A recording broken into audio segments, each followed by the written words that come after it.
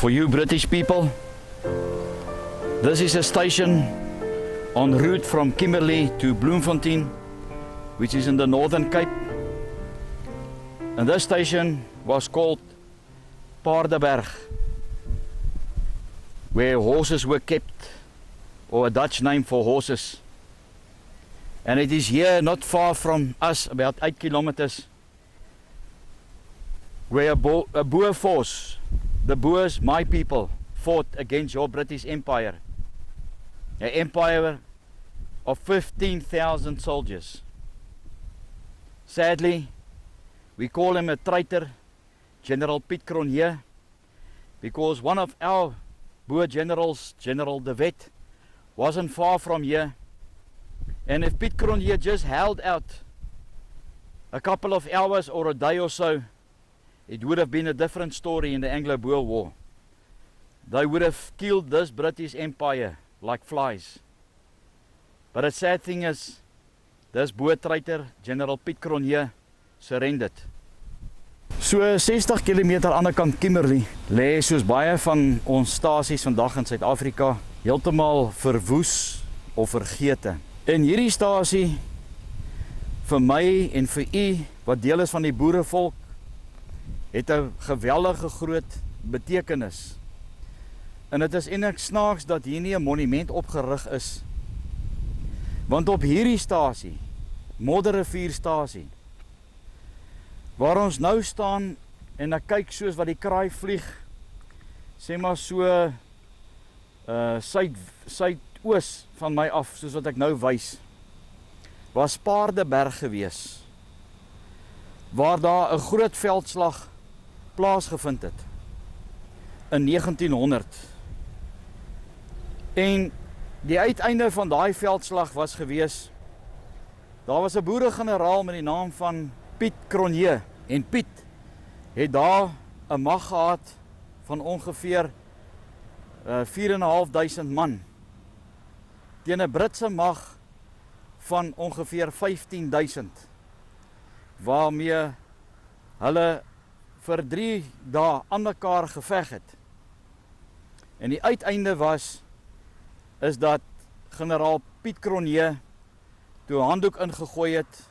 Die geweldige hartseer van dit is dat soos die kraai nou vlieg, soos ek gesê het, so suidwes, moes daai boere krygers, nadat hulle oorgegee het daar, van daar af hier na Modderrivierstasie toe geloop het, wat seker 100 plus kilometers is. En van hier af was hulle op oop steenkooltrokke weggevoer na Kaapstad. En die presiese inligging in Kaapstad is waar daai pragtige sokkerstadium daar naby die waterfront gebou is. En daar was die Groenpunt konsentrasiekamp of die kruisgevangene kamp gewees. Vir my as ek dink dat ek alles gegee het as 'n boer om hierdie Britse imperialistiese mag te stop, wat Suid-Afrika in 1900 binnegeval het met 450.000 troepe. Ek kan myself indink van die boerekrygers wat gelukkig was, wat dalk nog 'n perd gehad het by Paardeberg, kon seker nou nog hiernatoe gery het. Dan dink ek aan die boere wie se perde onder hulle doodgeskiet is met daai veldslag, wat van Paardeberg af hiernatoe moes geloop het.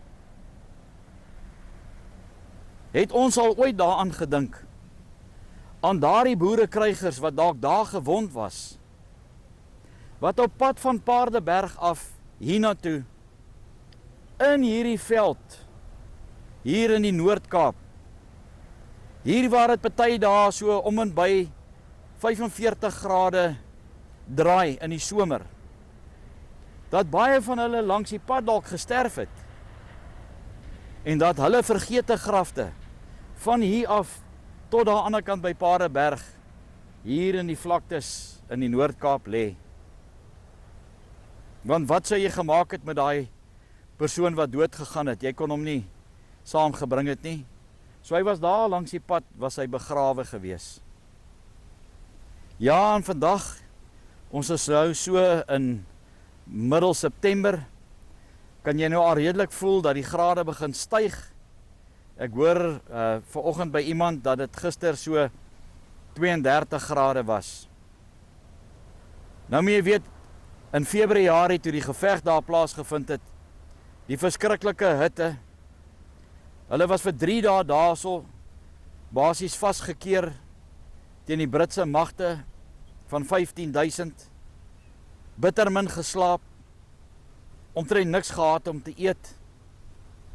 Wat was hulle dilemma toe hulle hierso op hierdie oop steenkooltrokke gelaai was?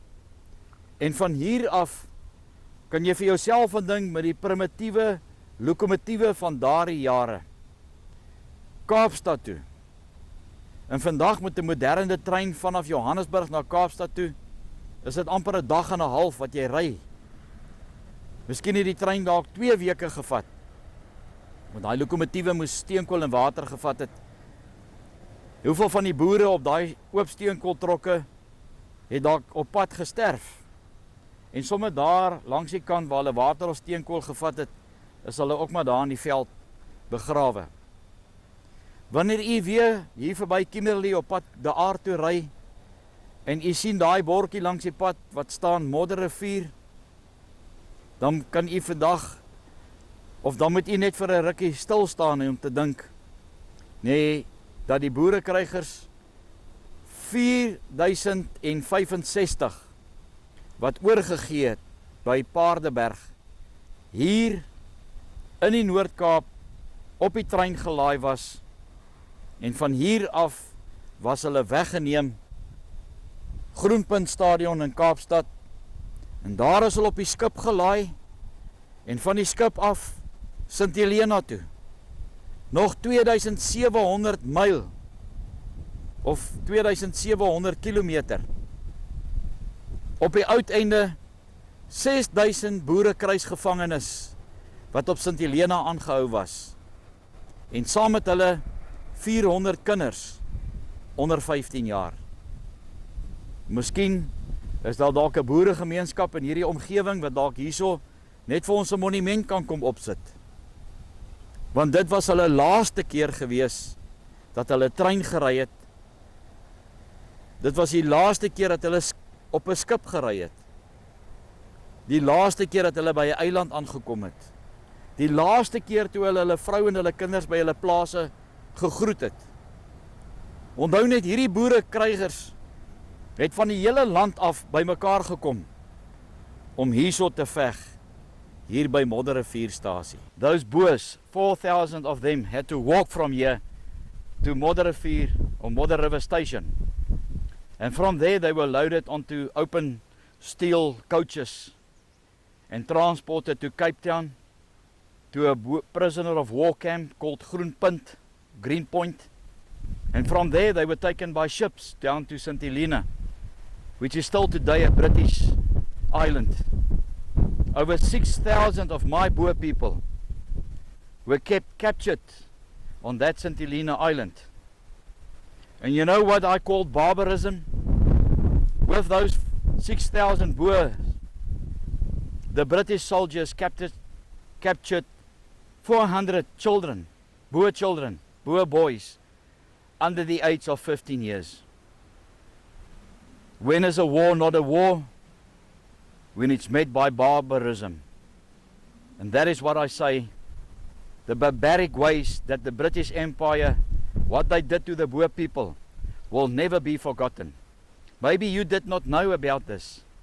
When you ever have a chance and you visit South Africa, you can contact me, or please visit Paardeberg. Visit the station and you go to the battlefield and you will see natural Boer people like me who fought the mighty British Empire and gave them hell. Volksgenote, ek wens ek kan julle hiernatoe bring. Ek kry enig hoendervleis. Kyk daarso. Dis Modderrivier. Dis hier waar generaal Piet Cronje met 4.500 boerekrygers teen 'n oormag van ongeveer 20.000 Britte in die Tweede Vryheidsoorlog mee slaags geraak het. Na die geweldige geveg by Magersfontein, wat seker omtrent plus minus 100 km van hier af is, as dit nie dalk verder is nie, het hulle hier in die lope van hierdie Modderrivier, het hulle anker gegooi, en hulle het hier vasgestaan.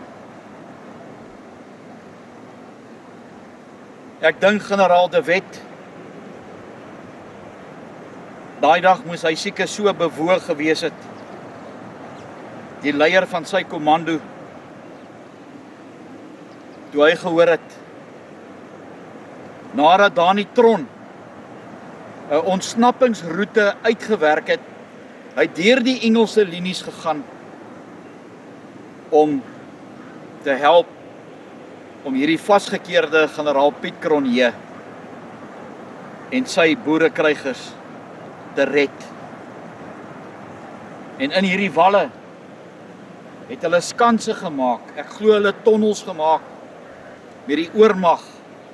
Ek kan myself indink die oordonderde geluide van die gewere wat geskiet het. Die perde wat daar dood is. Miskien het hulle van die perde nog hier in die rivier verloor.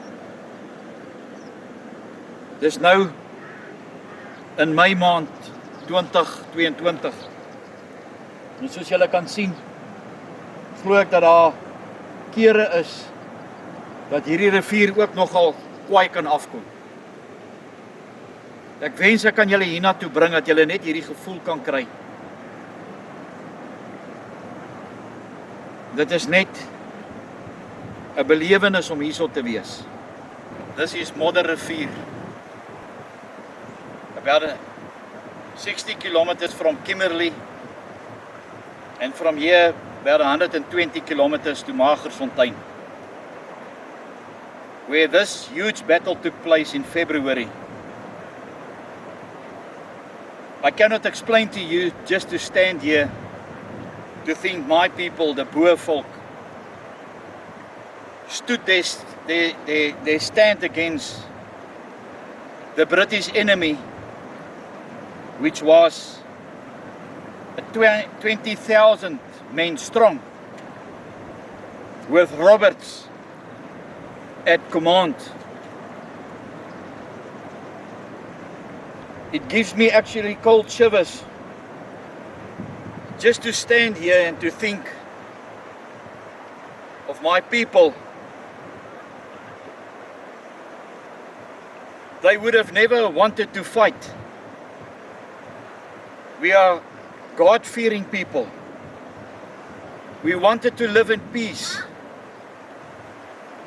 But that was all ruined by the British when gold and diamonds were discovered in South Africa. Many of my Boer folk died here by trying to save and to defend the two Boer republics, the Transvaal and the Orange Free State. This is just a remembrance of the Boer folk, 4,500 of them, that stood their man against a force of 20,000 British in this vicinity.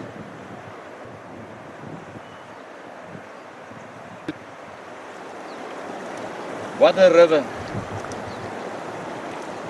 What an opportunity to stand here, just to salute them for leaving their farms, their families, and to come and fight for their freedom. But for the Boer folk, it was also a very sad day here at Paardeberg.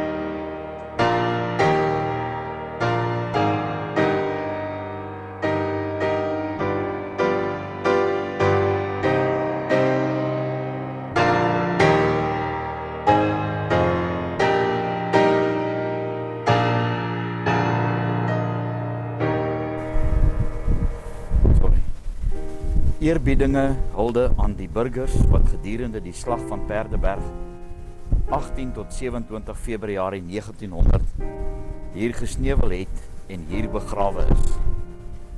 A.A. Kombrink en C.J. van der Ruyst het 3 onbekende burgers wat de Vendissie-drift op 19de Februarie 1900 gesneuwel het, is ook hier in 1974 herbegrawe.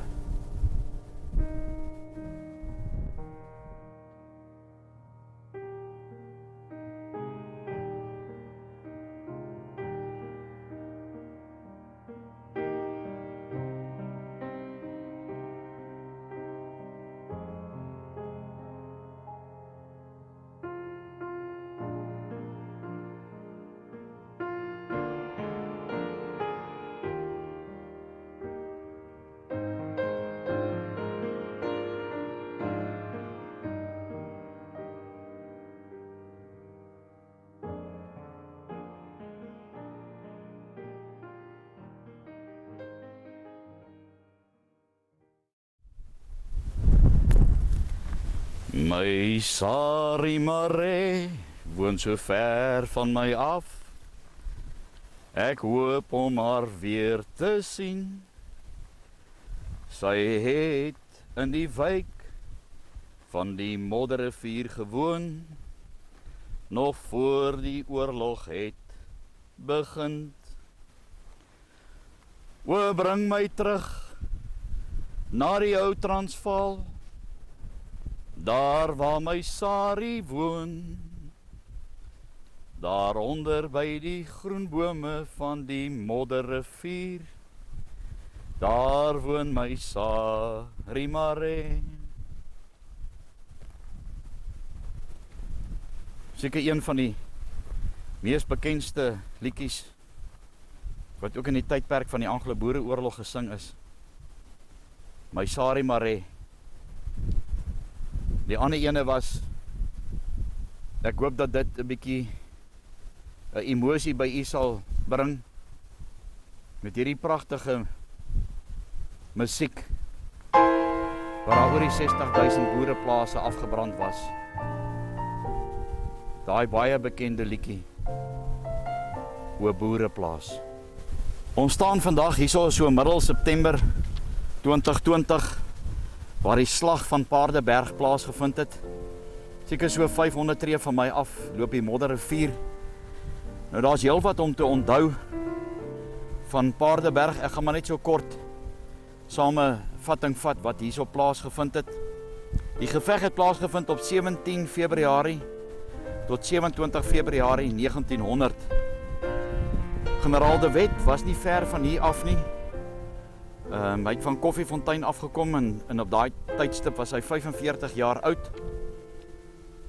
En jy weet, die boerevolk het geen opleiding in daai tyd gehad om te veg teen die grootste militêre mag in die wêreld van daai tyd, die Britse Empire nie. Hulle was natuurlike vegters gewees. En nie ver van hier af nie was Roberts, wat 'n geweldige pak toegedien was by Waapak Drif. En daar het die boere proviant gebyt. Daar was 400 swart drywers ook daar gevang gewees. En de Wet het 'n kommando van 300 gehad, so 6 myl oos. En die Britte hierso onder leiding van Herbert Kitchener was 'n mag van ongeveer 15.000 Britse troepe gewees teen ongeveer 4.100 boere. Herbert Baker het hier 'n mag gehad van so ongeveer 15.000 Britse troepe hier by Gun Hill, wat seker omtrent so 2 kilometer van ons af is, teen 'n mag van 4.100 boere krygers wat hierdie magtige soldate aangedurf het. Hier was ook 'n luitenant Thomas Kenny. Die boek wat ek lees van Thomas Pakenham sê dat hy het herhaalde kere vir Herbert Kitchener gesê dat hy die manne nie kan beweeg nie of hulle moenie beweeg nie want die boere gaan vir hulle te pletter skiet. En hy het gesê vir Kelly, nee, gaan. En hier is 'n hele klomp Britte hierso, jy weet, doodgeskiet. Later is Kelly Kenny ook op sy perd doodgeskiet deur die boere. Hierso was 1270 Britse troepe gewond, waarvan 24 offisiere was. Hier is 279 Britse troepe doodgeskiet. En daar was nog 59 gewond. En daar is 59 wat gewond was of vermis was. Die hartseer hierso was dat nadat generaal Piet Cronje oorgegee het, omdat hulle nie meer kans gesien het, of hy nie meer kans gesien het om te veg nie, die moedeloosheid wat by die boere was,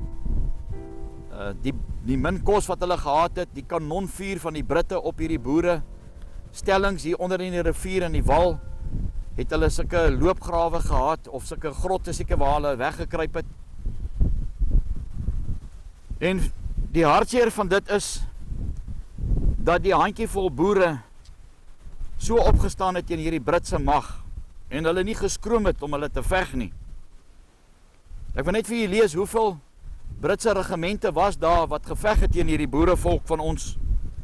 Daar was die 6de divisie van Franse troepe, Kelly Kenny met sy 9de afdeling, MacDonald Highland Brigade, dan was daar Smith Doreen se 19de brigade, Henny Mounted Infantry, Stevenson se 18de brigade, 1st Wells en 1st Essex, en dan was daar die Yorkshire regiment en die Oxford Light Infantry ook gewees. Dan was daar nog die Seafords, die Black Watch, die Cornwall, die 82ste veldbattery, die 1st Royal Canadians, die Shropshirs, en dan hierdie geveg en die oorgawe wat Cronje hier gegee het, was net voor die 19de verjaarsdag van waar die boere 'n trotse oorwinning gehad het by Majuba. Hier was 150 gewondes gewees en in 'n totaal van 4069 boere het hier oorgegee. En dan lees ek ook in Pakenham se boek, daar was 50 boervroue wat hulle mans op hierdie gevegte of in hierdie geveg vergesel het. Nou wonder ek net, wat het met hulle gebeur? Hulle sê nie hoeveel is hierso, of wat het van hulle geword, jy weet na die tyd nie. Nou van hier af moes die boere wat gewond was en die wat nie gewond was nie, ek skat seker omtrent 120 kilometers daar na Modderrivierstasie toe geloop het. En soos ek gesê het ook, die wat gelukkig was wat 'n perd gehad het, het natuurlik seker soontoe gery. Die ander wat geloop het, of wat nie perd gehad het, die moes soontoe geloop het. Dit het hulle seker 'n dag of 2 of 3 dae gevat om daar uit te kom. Het hulle enigiets gehad om te eet? Dit sal 'n mens seker nooit weet nie, ek twyfel. Want hier was alles in flarde geskiet, as jy nou kyk na hierdie foto's wat ek vir u hierso wys. Hierdie boere wat hier geveg het, was op hulle plase gewees, wat in vrede gelewe het met sy medemens, wat sy vrou en sy kinders so innig lief gehad het. En die dag toe Paul Kruger oorlog verklaar het, het hulle nie geskroom om te gaan veg en om alles op te offer wat daarvoor gevra was nie. 'n Paar jaar terug gelede staan ek by die Heilbron se konsentrasiekamp Kerkhof en ek het die vraag daar gevra. Ek mag verkeerd wees, ek mag ook dalk nie verkeerd wees nie. Het Paul Kruger nie die grootste fout van sy lewe gemaak die dag toe hy oorlog verklaar het teen hierdie Britte, wetende dat hier 'n oormag hierso is van 450.000 teen sy 60.000 troepe. Die dag toe hy hier uit Suid-Afrika uit is met die Gelderland, Switserland toe, wonder ek wat het hy gedink? Het hy ooit die kennis gedra van hoeveel vrouens het elke dag gesterf in hierdie 126 konsentrasiekampe in Suid-Afrika? Wat het deur sy gedagtes gegaan toe hy die dag besef het, hoor jy, ek het nou oorlog verklaar. En soos ek ook sê, vir my is dit, jy kan 'n naald vat en in 'n hooimiet gooi. Hier waar ons nou staan, hier by Paardeberg, is 'n monument waar die boere begrawe is. Hierdie massagraf van hulle. As jy nou 'n naald hierso vat en ek moet hom nou in hierdie wind in die lug gooi, ek dink nie dit gaan maklik wees om my naald te vind nie. Kom ons staan net weer vir 'n slag stil en dink net aan hierdie volk van ons geskiedenis, hierdie boerevolk. Jy weet, ek wonder wat het die boere gedink wat toe hulle nou van hier af moes geloop het, Modderrivierstasie toe, wat het deur hulle gedagtes gegaan? Daai laaste dag toe hulle totsiens gesê het by die huis, toe hulle uiteindelik na maande se ontberinge by Sint Helena aangekom het, wat ek vir u ook gaan wys, die verlange na hulle huis toe. Daar het briewe daar aangekom by Sint Helena van die vrouens wat oorleef het. Daar's baie van daai boere wat seker in afwagting gesit het en gewonder het, wanneer kry hy dalk 'n brief net om te hoor, lewe sy vrou en sy kinders. Ek glo dat daar baie van hulle in moedeloosheid daar net hulle kop gesak het.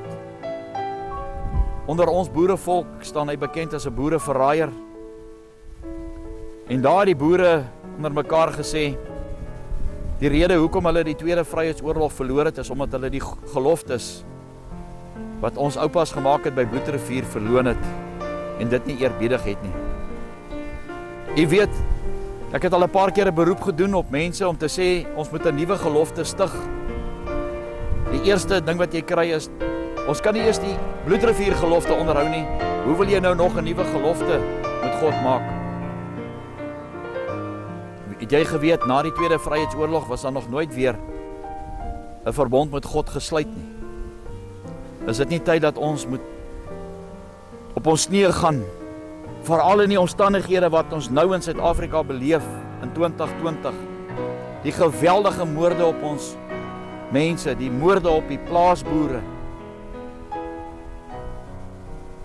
Party daar dan, as jy so sien wat mense doen, dan moet jy maar net jou kop in skaamte sak.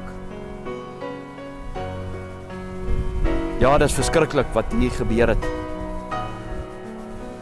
Hierdie is net 'n huldeblyk aan hierdie dapper krygers.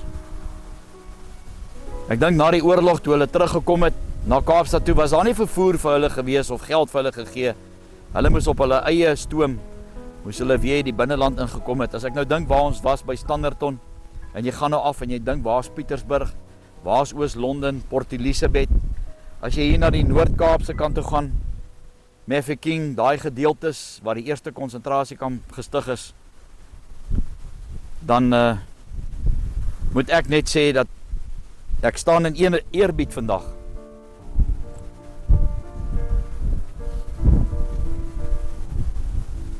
En dit bring trane in my oë.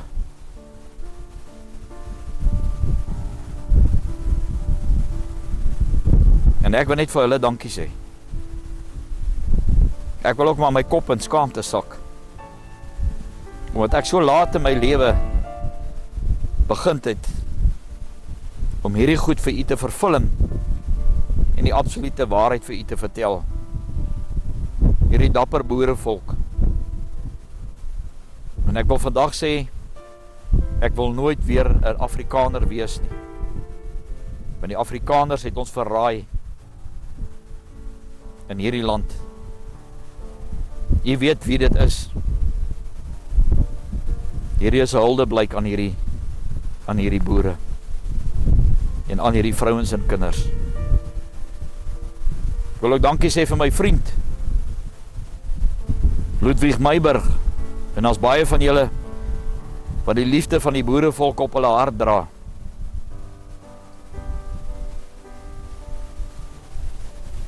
En ons vra net genade van ons Skepper dat hy ons die krag en die genade sal gee, dat ons nie sal opgee nie, maar dat ons sal aanhou gaan. En die dag as ons moet die offer betaal, dat ons nie sal skroom om dit te doen nie. Ook aan ons kleinkinders en aan hierdie nageslagte.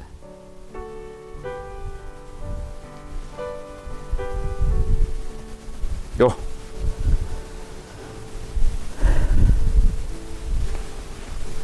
Dis maar 'n emosionele storie.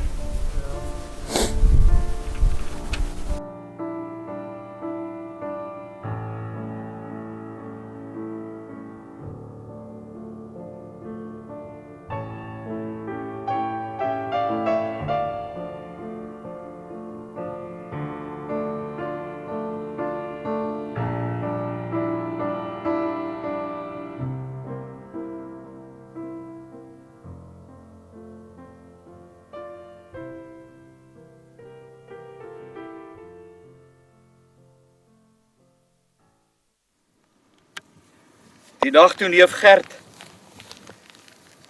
op sy plaas die middag dalk nog by die stoep gesit het, toe kom daar 'n perderyter aan en hy sê vir hom, neef Gert, Paul Creer het oorlog verklaar teen die Britte. Jy moet opsaal, ons moet gaan veg vir ons volk se vryheid. Is daar twee goed wat Gert kon gedoen het in sy lewe. En jy moet vir my baie mooi luister. Die dag as die keuse weer kom, sal jy moet besluit waar staan jy. Hy het twee keuses gehad. Besluit hy om te gaan veg, moet hy sy plaas agterlaat. Hy moet sy vrou en sy kinders agterlaat. Hy gaan in 'n onbekende wêreld in. Want ons mense was nie opgelei gewees soos die Britte om te gaan veg in 'n oorlog nie. Jou DNA, dit wat hier binnekant klop, sê dat jy boer is. Dis hoekom jy wat hierna kyk as jy gaan jag, dis deel van die boerevolk se tradisie. Hierdie veld is deel van ons. Besluit Gert om nie te gaan veg nie. Was hy onmiddellik deur sy gemeenskap gesien as 'n joiner, 'n verraaier. En so was daar baie gewees in daai tydperk en so is daar nog baie vandag. Want sy DNA klop nie boer nie. Ja, as 'n mens hierso stil staan, jy kyk so oor hierdie vlaktes, dit het gewemel van die Britte. Hier, ek gaan nou vir jou wys hoe lyk dit hier in die agtergrond. Oor die 20.000 het saam met Roberts hier van Paardeberg afgekom om te veg teen 'n handjie van 4.500. Ek gesels nou met 'n vriend van my en ek sê, ek was nie so gelukkig soos baie van julle wat universiteit toe kon gegaan het en geskiedenis as 'n vak gevat het en dalk 'n graad en goed gekry het nie. En daarbey wil ek sê, ek sien nie neer as jy so 'n voorreg gehad het om dit te gaan doen nie. Maar baie keer word daar gesê, jy weet as jy nie daai agtergrond het nie, moet jy versigtig wees hoe jy geskiedenis beskryf. Hoe jy hierdie tragedie wat hier afgespeel het, op my Jubadag, sal jy moet anders te beskryf. Volksgenoot, my hart sê, ek is boer. Hierdie boerekrygers wat hierso hulle lewens gegee het, sy hart het gesê, hy was boer. Hy het alles opgeoffer. Hy het sy vrou en sy kinders op die plaas agtergelaat. In daai tydperk was daar net so baie aanvalle gewees van ander stamme in hierdie land. Vandag is Suid-Afrika 'n spreekwoordelike voorbeeld van wat aangaan, hoe mense op hulle plase aangeval word. En met daai gemoed moes hy vir sy vrou gesê het, my vrou, ek moet gaan. Dis ons land hierdie. Ek moet gaan veg sodat julle kan vry wees. Ons wil met niemand beklei het nie. Ons wil net ons vryheid gehad het, ons wil net aangegaan het met ons boerdery en met ons lewe en om kos te produseer vir ons mense. Totdat die Britte hulle voet in hierdie land gesit het. Daar's 'n swart professor, ek het nou sy van vergeet. Dis ook op my YouTube kanaal. Ek kon dit nie glo die dag toe ek daarna kyk, toe hy sy woorde aanhaal om te sê, the day the British put their foot on the soil of South Africa, hardship and tragedy started for the Boer people and my people. 'n Tragedie het in hierdie land afgespeel. Somstyds is dit moeilik om die woorde te kry wat ek graag met u wil deel. Op hierdie tydperk in Februarie, wat generaal Piet Cronje besiel het, sal net hy weet. Ons het sy eensame vergete graf opgespoor wat u sal sien. Later 'n tydperk het hy in 'n sirkus gaan werk in Amerika. 'n Man wat 4.500 boerekrygers onder hom gehad het. Het in 'n sirkus gaan werk. Ek is eerlik as ek vir u sê, hierdie land van ons het in 'n sirkus verander. En die skuldiges weet met wie ek praat. Meneer, jy kan dit maar afsit as jy wil. Nadat Dani Tron 'n ontsnappingsroete vir generaal Cronje hier uitgewerk het, nou vir jou wys, 'n ander gedeelte van die Modderrivier net so agter hierdie monument. Was hy hardkoppig gewees? Hoe vat jy jou vrou en jou kinders saam oorlog toe? Generaal De Wet het telke male vir hom gesê, Piet, as jy moet ontsnap, nee, is hierdie ossewaanse goed en jou vrou en jou kinders 'n hindernis. Kan jy nie sien waarmee is ons besig nie? Dink jy hierdie gevegte met die Britte, wat ver die meerderheid is as wat ons hierso is 'n grap? Dis skokkend. Ek is op pad Sint Helena toe. Mag die liewe Vader vir my daai bewys gee. Daar's baie van julle geskiedkundiges wat hierna kyk.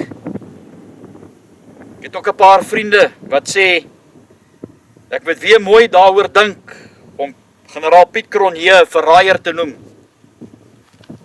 Maar ek kan nie anders toe 'n Brit my patent gemaak het en vir my gesê het, kyk 'n bietjie die handdruk wat generaal Piet Cronje vir Roberts toe hy oorgegee het hier by Paardeberg, hoe hy hom gegroet het, was dit die Vrye Messelaar handdruk.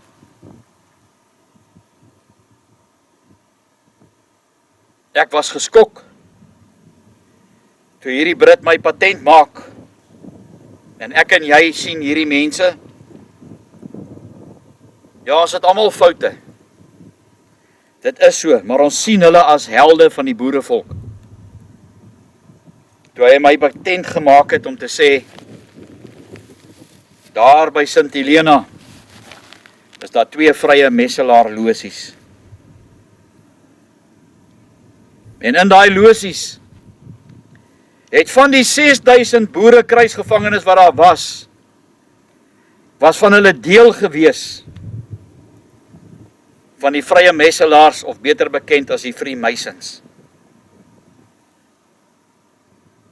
Waarom het generaal Piet Cronje, ek het gelees, dat van hierdie manskappe hom wil aangeval het. Hulle wou nie oorgegee het nie.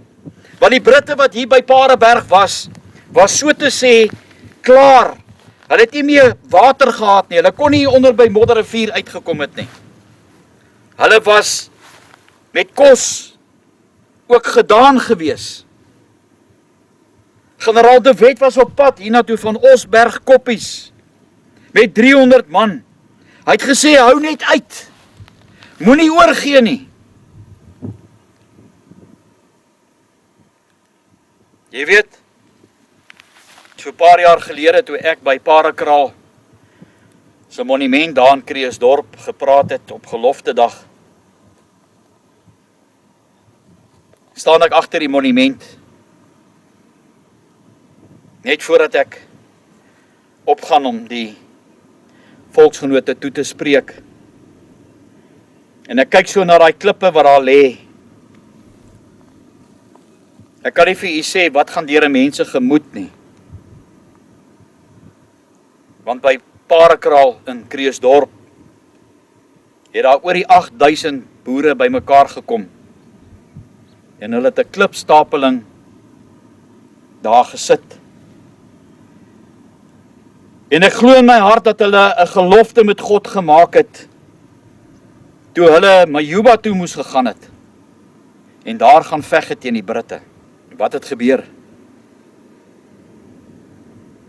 Na Majuba, nadat die skepper die Britte in die boerevolk se hande gegee het,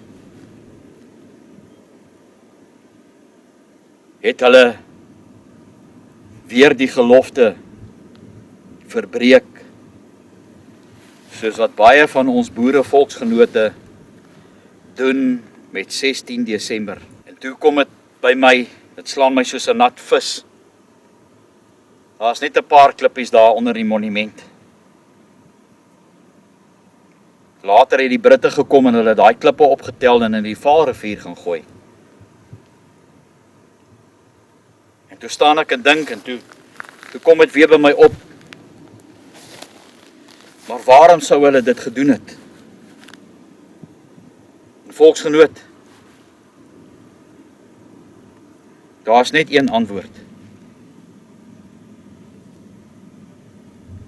Omdat hulle die gelofte wat hulle aan God gemaak het, verbreek het. Hoe eerlik hulle was, toe hulle daai klippe daar opgetel het en daar gaan pak het by Parekraal, het dit niks beteken vir God nie. En hy sê so duidelik, moet liewers nie 'n gelofte aan my maak nie. Want as jy daai gelofte nie onderhou nie, sal ek die werke van jou hande verwoes. En so was dit gewees ook, met die Tweede Vryheidsoorlog. Die Majuba gelofte was weer nie geëerbied nie. Daar by Sint Helena, weet nie of hulle my sal toegang gee nie, ek sal graag die huis wil afneem waar hy het nogal sy eie kommando gehad wat hom beskerm het. Want die ander 6000 boere wat daar gevange gehou was baie ongelukkig met generaal Piet Cronje.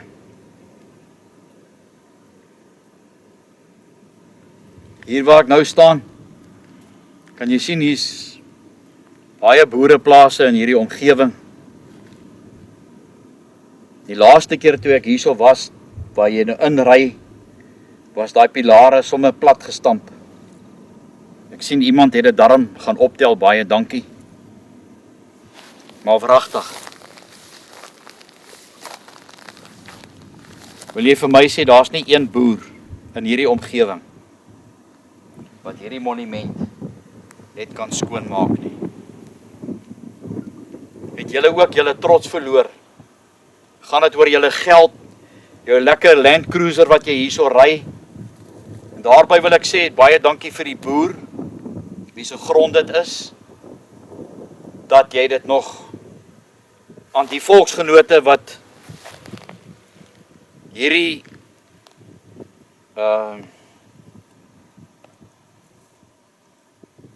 eer wil bring aan hierdie gevalle boere wat hier geveg het, toelaat om hiernatoe te kom. Maar wat 'n skande, as jy sien hoe mooi is daai Britte se grafte, so 10 kilos van hier af, en jy kyk hoe lyk hierdie boere monument hierso.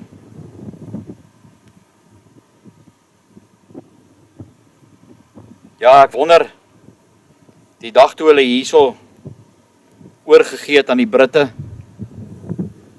en hierdie stilte wat nou hierso neergedaal het, is laatmiddag, wat het deur hulle gedagte gegaan? Wat hier met hierdie boere gebeur het, dink ek nie, is die volle verhaal ooit vir julle vertel nie. Na hulle hier oorgegee het, moes hulle geloop het, soos wat die kraai vlieg, ek skat seker omtrent 100 na 120 km van hier af Paardebergstasie toe. Kan jy vir jouself indink in hierdie vlaktes, hier in Kimberley, van die boere wat hier gewond was, wat Roberts nie wou gehad het dat hulle behandel moes word nie. Hoe baie van daai boere lê in vergete grafte op baie van hierdie plase af Modderrivier toe. By Modderrivier was daar skaars kos vir hulle gewees. En van Modderrivier af was hulle met die trein gevat Kaapstad toe, by daai primitiewe treine. Hoeveel van hulle het nie dalk op pad Kaapstad toe, langs die treinspoor?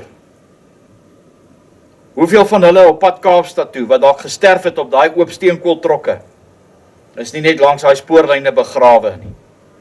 Is nie tyd gewees om 'n kopstuk op te sit nie. Hier is die bewyse in Kaapstad, naby hierdie massiewe, pragtige sokkerstadion. Dit was die Groenpunt kruisgevangene kamp. Daar was hulle aangehou gewees. Hoe het generaal Piet Cronje, saam met Martinus Prinsloo, wat verantwoordelik was met sy verraad wat hy gepleeg het by Surrender Hill, daar in Clarence, daai pragtige dorpie waar so baie van julle al was, probeer het dat die boere die Oath of Allegiance moet teken, waar hulle vrywilliglik oorgee. Daar was seker van hulle gewees. Baie van hulle het nie oorgegee nie. Wat se ervaring moes dit net nie gewees het vir daai boer, hy het op 'n plaas gebly. Hy het nog nooit in sy lewe 'n trein gesien nie. Nou kom hy in Kaapstad aan, hy het nog nooit die see gesien nie. Daar was hy vir 2 weke in die buik van 'n skip, 2800 kilometers weg van sy vaderland, en vir amper 3 jaar op 'n eiland aangehou, met besmette beddegoed en tente, wat gekreëel het van weerluise en vlooie. Hierdie Britte het met ons mense gemors. Wanneer ek op Sint Helena is, wil ek graag beskryf as 'n man, as 'n boer, hoe dit moes gevoel het om so ver weg te wees van jou vaderland. Jy het geen idee hoe gaan dit met jou vrou en jou kinders op die plaas nie. Die ontnigtering, dat as jy nie daar gesterf het nie, jy dalk op pad gesterf het met die skip Sint Helena toe, en jou lijk sommer oorboord gegooi was in die see. Hoeveel van ons volksgenote het nie net 'n seegraf gekry nie. As jy gelukkig was, soos die 180 wat gesterf het op die eiland, en jy teruggekom na die verwoeste vaderland van jou, waaroor die 60.000 plase afgebrand was, met die verskroeide aarde beleid. Nou moet jy op jou eie by jou plaas aankom, na myle en myle se loop, sonder kos, jy's dors, dis nag, dis koud, dit reën, en jy uiteindelik by jou plaas aankom, jou afgebrande plaas. Daar's niks oor nie. En nou moes jy nog geloop het, om uit te vind, in watter konsentrasiekamp. En ek glo hulle was deeglik daarvan bewus op die eiland, dat die vrouens en die kinders, omdat die Britte hulle nie kon gewen het op die slag, hulle in konsentrasiekampe aangehou was. En dan die verskriklike hartseer, dat wanneer jy by die konsentrasiekamp aankom, jy moet uitvind dat jou hele familie uitgesterf het. As hierdie 38.000 vrouens en kinders nie vermoor was in 126 konsentrasiekampe in Suid-Afrika nie. Volksgenoot, dan los ek die vraag by jou. Wat sou jy gedoen het? Hoe gaan jy aan met jou lewe? Die paar keer wat ek rugby gekyk het, en ek kyk na die spelers van Argentinië, het baie van ons boere, omdat hier niks meer oor was nie, Argentinië toe gegaan. Want die hartseer was net om van te ween. Daar het hulle vrouens gekry, Argentynse vrouens met hulle getroud en kinders gehad, en as jy vandag kyk na die spelers van Argentinië se rugbyspan, kan jy sien, baie van hulle lyk soos ons boereseuns.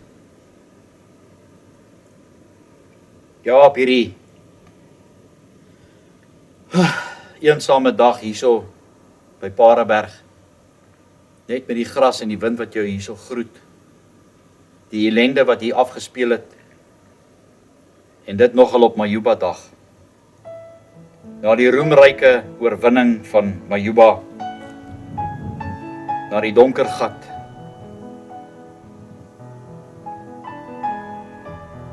dan kan ek net een woord vir dit sê. Dis omdat ons die geloftes verbreek het. Die skrif sê, as jy nie my geloftes onderhou nie, sal ek die werke van jou hande verwoes.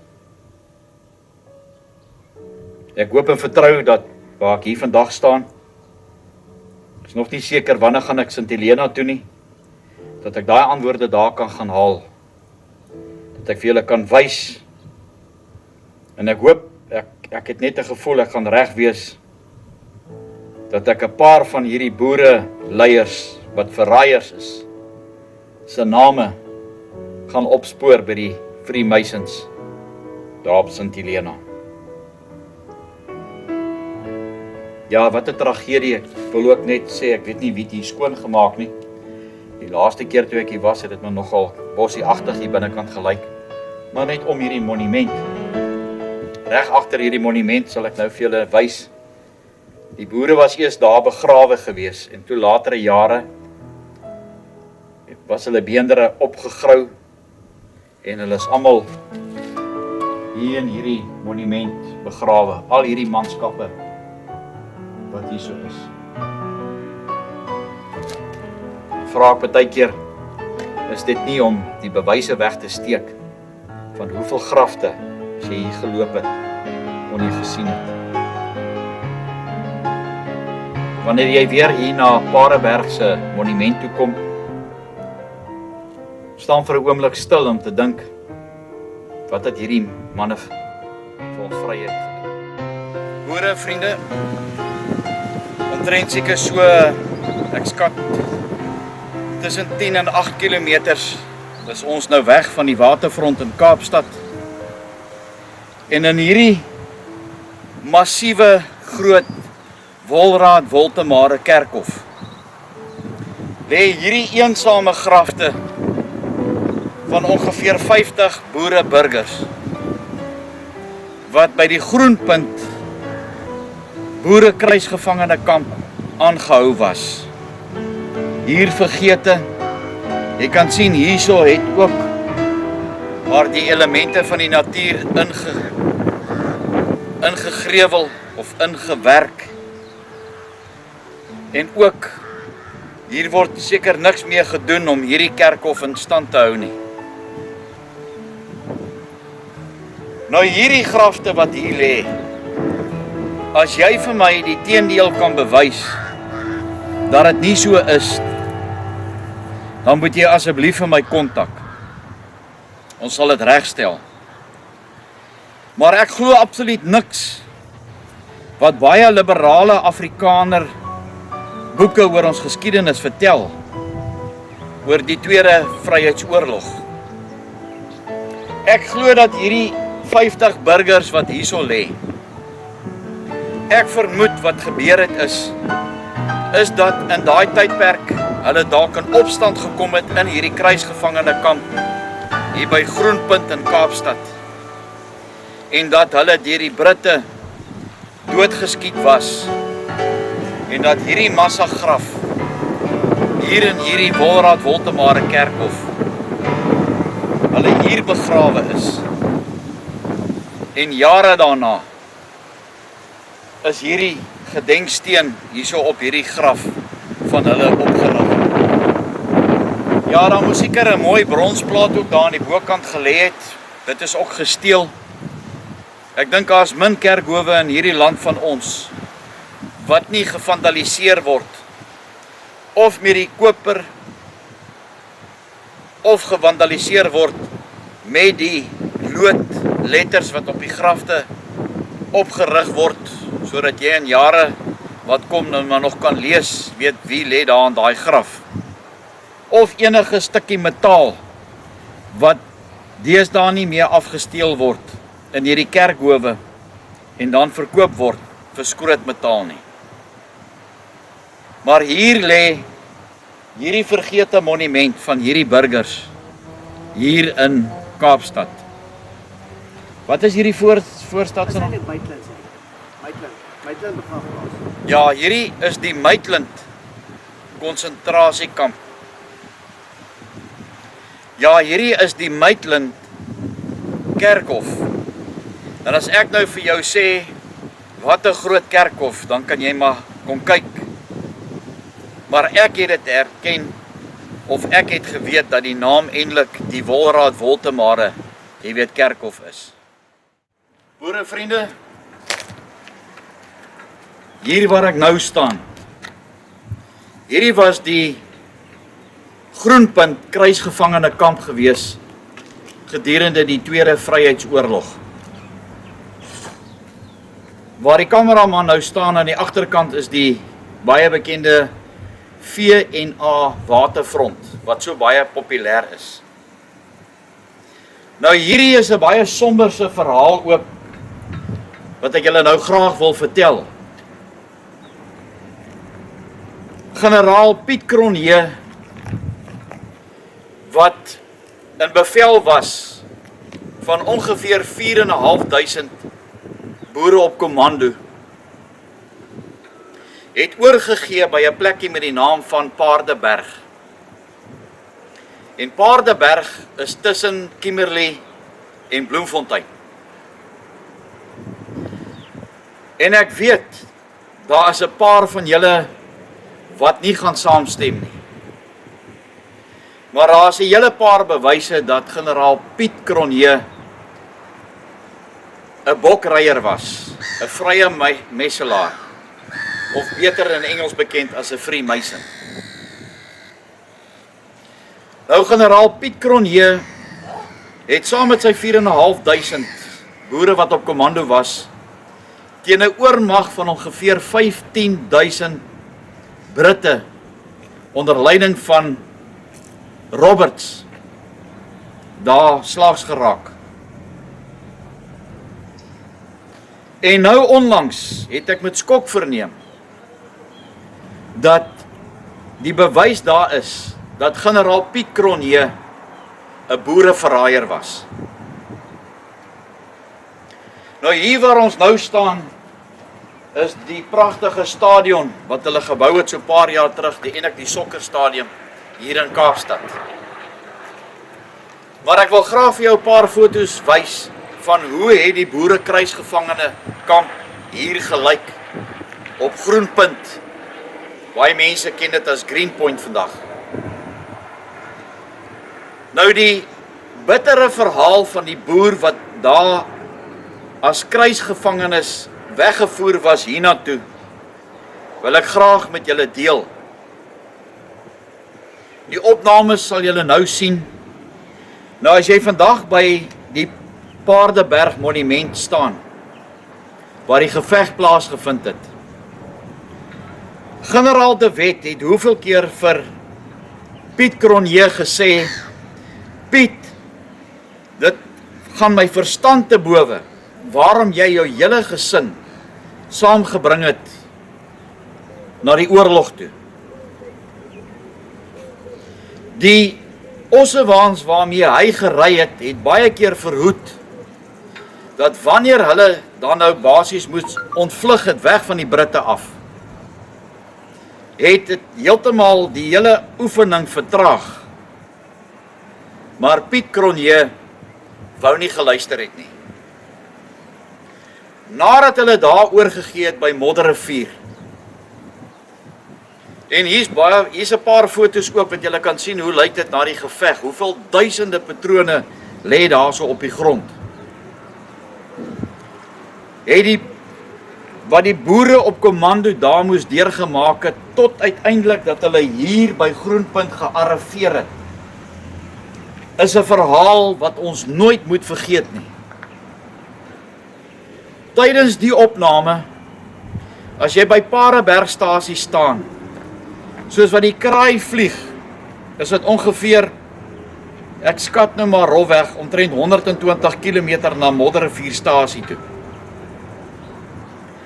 Die Britte het natuurlik soos gewoonlik, so barbaars as wat hulle was, die boere wat nog goeie perde gehad het, eerste in beslag geneem. Tydens die geveg daarso was baie van daai boere gewond gewees. En nou moes hulle van Paardeberg af geloop het Modderrivierstasie toe. Nou in my dienstydperk in die weermag, hier ongeveer 1984, as jy nou by Paardeberg stap, dan het jy nou basies reg oor ons militêre basis, een onderhoudseenheid in Kimberley gestap, daar na Modderrivierstasie toe. Ek glo dat in daai vlaktes van Paardeberg af na Modderrivierstasie toe, die boere wat swaar gewond was, is net daar in die vlaktes is hulle begrawe. Ons sal nooit weet hoeveel van hulle het gesterf nie. Die brutaliteit van hierdie Britte en die Empire is vir my onvergeefbaar wat hulle hier kom doen het. Toe hulle uiteindelik nou by Modderrivierstasie aankom, moes hulle soos die boervrou en die kinders wat konsentrasiekampe toe gevat was, op oop steenkooltrokke gelaai gewees. Dan was hulle van Modderrivierstasie omtrent 60 km van Kimberley af, in Kimberley in die tronk aangehou gewees. 4.500 van hulle. Dan van Kimberley af was hulle op daai oop steenkooltrokke vervoer van daar af Kaapstad toe. Kan jy vir jouself indink hoeveel daai primitiewe treine gery in daai tydperk? Toe hulle hier by Kaapstad aankom, was hulle hier in hierdie kruisgevangene kamp aangehou gewees. Die massagraf wat ek nou vir julle gewys het van daai 51 boere hier by Maitland se konsentrasiekamp Kerkhof, het ons nou toevallig gesien. Ek gaan nou vir julle hierdie gedenknaalde hier agter aflees. En ek sê nog vandag dat daar iets in hierdie kruisgevangenekamp hier by Groenpunt moes gebeur het. Want hoe het jy 'n massagraf van 50 boere bymekaar gekry? As ek nou dink hier waar ons nou staan aan Maitland of die ou Wolraad Woltemare Kerkhof, is dit omtrent seker maklik 10 kilometers. Weereens het die Britte hulle brutaliteit gewys, want daai lyke moes van hier af soontoe gevat gewees het, seker maar op oop sleepwaens of wat ook al. Waarom hulle 10 kilometers geloop het, is weer eens 'n bewys van die brutaliteit wat die Britte gehad het. Want oral in die wêreld waar die Britte voet aan wal gesit het, was daai ellende vir daai nasie gewees, of daai volk gewees. Eienaardig genoeg, dat Martinus Prinsloo, wat by die brandwater kom oorgegee het, hy en hierdie generaal Piet Cronje hier rondgeloop het, en van daai boere probeer oorreed het, om die Oath of Allegiance te teken, om te sê, Brittanje, ons sal nie verder teen julle veg nie. Die verraad wat hierdie joiners gepleeg het gedurende die Anglo-Boereoorlog, is vandag nog net so groot in hierdie land van ons. Die hartseer is, van hier af was hulle met skepe vervoer Sint Helena toe, ongeveer 2000 kilometers van hier af.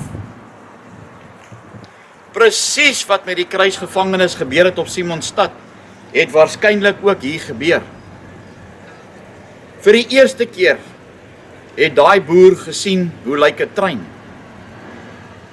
Toe hy hier in Kaapstad aankom, het hy gesien hoe lyk die see.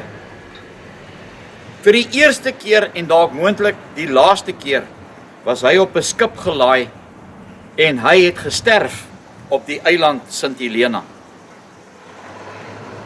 Baie van hulle wat dalk weens een of ander siekte wat hulle dalk opgedoen het, of miskien dalk nog gewond was, nee, het dalk gesterf op daai skip op pad Sint Helena toe. En wat het hulle met daai lijk gedoen? Daai lijk was in die see gegooi, want daai skepe is nie soos vandag se skepe met moderne toerusting nie, of miskien dalk 'n yskas wat jy daai lijk en goed kon ingehou het nie. Daai lijk was oorboord gegooi in die see. So ek glo nie vir 1 minuut die blou boeke wat die Britte het, wat sê nee, maar die dodetal of die sterftesyfer het hulle noukeurig aangeteken nie. Want ek sal nooit 'n Brit glo nie. Nie vandag nie, nie môre nie, nooit nie.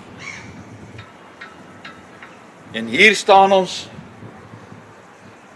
is 'n mooi dag hier in die Kaap. Ons staan presies op die gronde van die Wynyard Militêre Museum. En hier is die name van die boerekrygers wat in hierdie kamp gesterf het. Die meeste van hulle was maar boere gewees wat dalk op plase gebly het.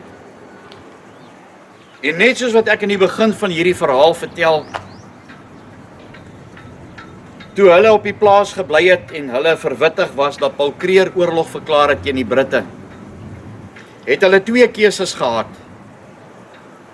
Die eerste keuse is, hier moet hy 'n besluit maak wat verrykende gevolge sou gehad het, nie net vir hom nie, maar ook vir sy familie wat agtergebly het op die plaas. Besluit hy om nie te gaan veg nie, was hy onmiddellik deur die boerevolk verwerp, om te sê dat jy 'n verraaier is. Besluit hy om te gaan veg op kommando, moes hy sy vrou en sy kinders agtergelos het, en hulle moes voortgegaan het met die boerdery. As jy jou vat, as jy net daar kan aandink, dat die wat nou moes geloop het van Paardeberg af, na Modderrivierstasie toe, wat het net nie alles deur hulle gedagtes gegaan nie, want nou was hulle kruisgevangenes. Alles waaraan hulle geglo het is nou ontwerp, is nou onvergewerp. As 'n mens by hierdie plekke so stil staan en wonder, nee, wat het net nie deur hulle gedagtes gegaan nie. Dan kan 'n mens nie anders te dink as om jou hoed af te haal en net vir hulle dankie sê vir dit wat hulle gedoen het in daai tydperk. As hulle geoorleef het op daai skip tot by Sint Helena in die 3 jaar wat hulle by Sint Helena aangehou was, het hulle seker heeltyd gewonder, hoe gaan dit met die vrou en die kinders by die huis? Onthou net, toe hulle teruggekom het van Sint Helena af, tot hier in die Kaap, moes hulle op hulle eie weer teruggekom het op die plaas. En in daai tydstip, in 1902, het die Britte al oor die 60.000 plase afgebrand. Die ontberinge wat hulle moes deurgemaak het ek eendag 'n vraag gevra vir 'n redelike geleerde persoon by Doringbult se konsentrasiekamp, daar by Oranjerivierstasie. As gevolg van alles wat met hulle gebeur het dit 'n invloed gehad op die geboortes van die vrouens en die kinders geslagte daarna. En die vrou het dit beamoen. Nou kan jy vir jouself dink, hy het geoorleef op Sint Helena. Nou het hy teruggekom in die Kaap en nou is hy daar na sy plaas toe. En as hy by die plaas aankom, was die plaashuis afgebrand deur die Britte. As hy gelukkig was en hy het 'n brief gekry van sy vrou om te sê, ons is byvoorbeeld in die Betuli se konsentrasiekamp aangehou gewees. Nou gaan hy daar na die konsentrasiekamp toe. Onthou net, baie van daai vrouens se kinders het agtergebly in die konsentrasiekampe, want hulle mans moes hulle daar kom haal het om hulle terug te vat plaas toe. Die skok wat hierdie ouens teëgekom het toe hulle by die konsentrasiekampe aangekom het en gevra het, hoorie, ek vat nou maar net 'n voorbeeld, my van is Pretorius, sê vir my ek soek na Anna Pretorius. Daar het die vrouens maar vriende gemaak met die ander vrouens wat ook in die kamp was, met hulle kinders. En dan het hulle vir hulle gesê, ja, Susan Pretorius is daar onder. En dan stap daai boer met hoop in sy hart daar na die onderkant toe.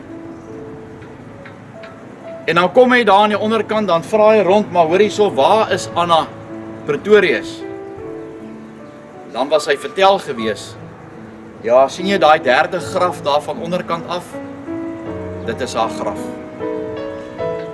So het baie van hulle, na hulle dit oorleef het, met skok verneem, soos ouma Swart, by Standerton se konsentrasiekamp, wat 8 van haar kinders binne 2 weke in daai Britse moordkamp verloor het. Ek weet nie wat ek sou gedoen het, as ek, nadat ek al hierdie ontberings deurgegaan het, nagte in die veld geslaap het, nat gereend het, soos in die Dordrechtse wêreld, toe die boere wat op kommando daar was onder kommandant Fouché, een oggend wakker geword het en 12 van hulle perde het dood verklein. En dit alles, daar is nie 'n beter woord vir my in Afrikaans as greed nie.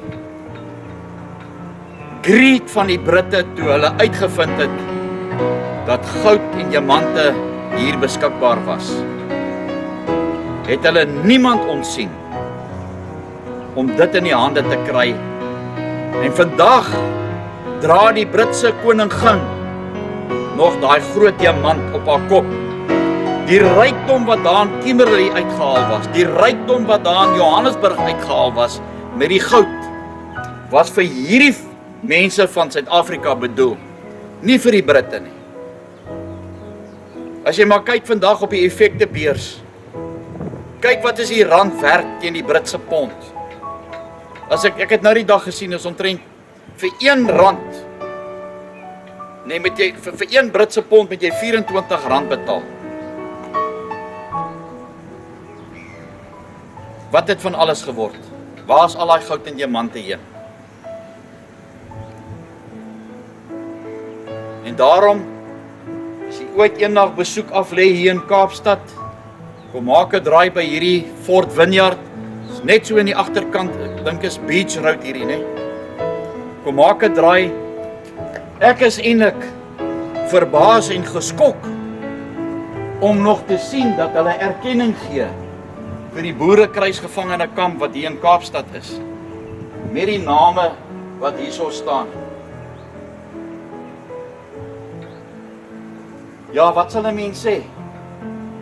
Ek wonder hoeveel mense, as hulle kom rugby kyk of sokker by hierdie stadion, weet ooit van wat hier in die Groenpunt boerekruisgevangene kamp gebeur het.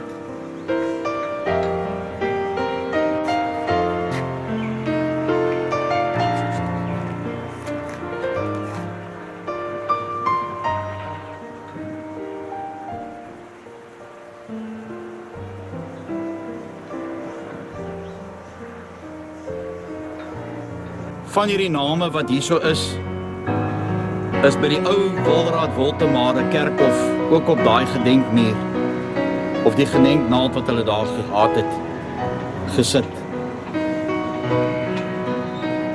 As ek verkeerd bewys kan word dat dit nie was dat hulle doodgeskiet is nie, dan vra ek dat jy my moet kontak dat ons dit net regstel, maar my vermoede was, as jy kyk na hierdie name, is dat hulle dalk in opstand gekom het teen die Britte in hierdie kamp, het sy oor ongeruimdhede of die vrot kos wat die Britte hulle aangebied het. Want is net nie vir my verstaanbaar dat jy 'n massagraf ongeveer 10 kilometers van waar die kamp was gekry het nie.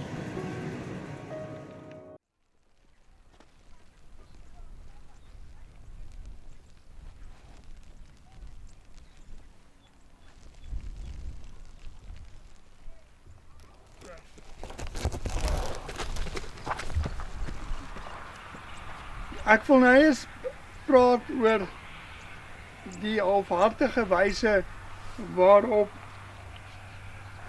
generaal Piet Cronje oorgegee het by Paardeberg. Op Magersfonteindag 27 Junie 27 Februarie 1900. Soos Rudy gesê het, Paardeberg is so 40 km of so 60 km aan die kant Bloemfontein op die Kimberleypad. Nou, ongeveer in die rigting, so hier agter is die Modderrivier, as jy nou jouself gaan voorstel, omtrent so 3-4 km op jou 12 uur posisie. Om net te herhaal, hier loop die Modderrivier en dan amper parallel met Modderrivier loop die treinspoor en dan op jou 12 uur posisie, so ongeveer 4 km lê Signal Hill waar Roberts en Frederik Roberts en Herbert Kitchener was, asook die res van die senior offisiere. Dan regs van Signal Hill is Gun Hill, waar ongeveer 90 kanonne was. En generaal Piet Cronje het verwoed teen hierdie Engelse geveg. Hy het meer as 4000 manskappe gehad. Hulle sê hy het 'n hele aantal waans gehad, asook party bronne sê hy het 50 vrouens en kinders by hom gehad. En dan omtrent in Piet Cronje se 7 uur of 8 posisie was die Austenkoppies, waar generaal Christian de Wet en sy manskappe was. Nou, tydens daai slagveld het Piet Cronje, het kommandant Dani Tron verskeie kere helde dade verrig deur sy eie lewe in gevaar te stel, deur boodskappe heen en weer te dra tussen Piet Cronje en generaal Christian de Wet. En generaal Christian de Wet het deur middel van kommandant Danitron 'n veilige uitgangsroete vir Piet Cronje geskep. Maar na vele pogings om Cronje en sy manne te bevry, het Cronje daai aanbod van die hand gewys. En daardeur het Piet Cronje die heel eerste grootste oorwinning aan die Engelse besorg. Amper 'n derde van die krygsmag, van die boeremag, het oorgegee. En dit was 'n groot demotiverende faktor vir die boere, wat hulle oorloglus byna verloor het. Nou, soos ek hierso voorgelees het, na die Jamesons inval, het die vrymetselaars Piet Joubert asook Piet Cronje, Jan Smits, wat ook 'n vrymetselaar is, en oom Paul Kreer se Volksraad ingestem. So duidelik was hulle deel van hierdie komplot, hierdie plan om die boereregering, die ZAR, te onderwerp aan Engelse heerskappy. So Piet Joubert was op heterdaad betrap in Natal, Volksrus Natal, dat hy die Engelse doelbewus bevoordeel het, deur hulle takties te bevoordeel om die oorlog te wen. En hy was op heterdaad betrap. En deur 'n krygsraad was hy tot ter dood veroordeel. Die krygsraad, wat bestaan het uit verskeie boeregeneraals, het Piet Joubert die keuse gegee of 'n Mauser patroon of 'n botteltjie gif, waarop Joubert gesê het, hy sien nie kans vir die patroon nie, maar hy sal die botteltjie gif drink. En voordat hy die gif gedrink het, het hy die versoek gerig aan die generaals, dat die generaals nie sy verraad aan sy familie moet bekend maak nie, om hulle die verleentheid te spaar. Hoekom vertel ek vir u van Piet Joubert? Want Piet Cronje het dieselfde gedoen. Piet Cronje, as dit nie vir generaal Koos Dalery was nie, sou die veldslag van Magersfontein nooit plaasgevind het nie, en sou daai boereoorwinning nooit behaal gewees het nie, want Piet Cronje het 'n geografiese swak gevegsfront gekies. En toe generaal Koos Dalery vir Cronje eventueel geoortuig het dat die Magersfontein koppies die gevegsfront moet wees, het Cronje weer vasgeskop teen die gedagte van die loopgrawe. En u sal weet, die loopgrawe was 'n taktiese voordeel. As dit nie vir die loopgrawe was nie, sou ons waarskynlik daai slagveld verloor het. Want generaal Koos Dalery moes so ver gegaan het om president Paul Kreer te oortuig van die loopgrawe, en oom Paul Kreer het vir president N.T. Steyn gesê om die loopgrawe te grawe, en die loopgrawe is gegrawe. So daar ontstaan geen twyfel in my dat Cronje en Piet Joubert saam Jan Smits saamgespan het om die boere 'n taktiese, om die Engelse 'n taktiese voorsprong te gee om die oorlog te wen. Een van die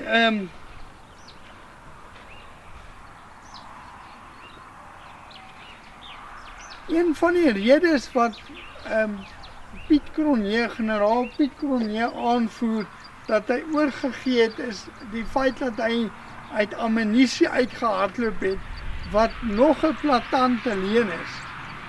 Ek het 'n dokumentêre film oor die slag van Paardekraal en hulle sê permanent daar en hulle wys dit ook op foto's dat die Engelse absoluut verbaas was op die groot hoeveelhede ammunisie wat die boere tot hulle beskikking gehad het.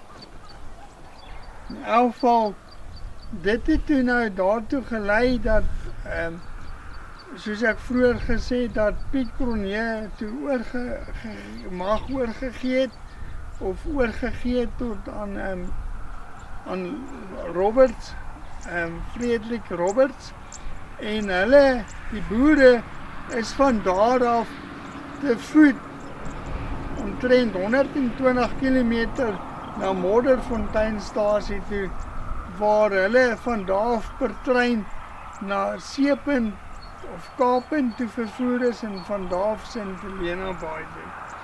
Na die oorlog is Piet Cronje Amerika toe, waar hy die verslag van Paardekraal in 'n sirkus voor Amerikaanse gehore gevoer het. Sonja Loods se roman Sirkusboere is op die historiese gegewe gegrond. Om te dink, ons boere moes soos akteurs vermaak verskaf het aan die Amerikaners hoe ons verslaan is deur hierdie klomp Engelse, terwyl dit alles niks meer as toneelspel is nie. Dit is absoluut walglik. Andries Cronje, Piet Cronje se broer, was ook aandadig aan verraad en hy het 'n sekere tante gehad